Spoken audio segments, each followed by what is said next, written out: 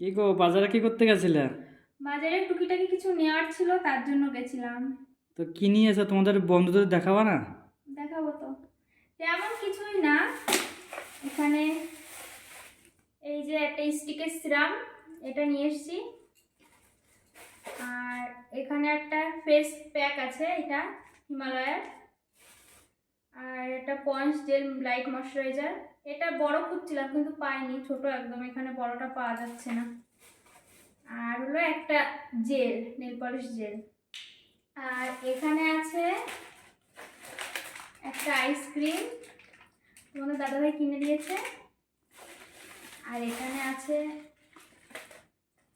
এখানে একটা পেস্ট্রি আছে, দাঁড়াও তোমাদেরকে দেখাচ্ছি। একটু কাছে নিয়ে আসো ফোনটা।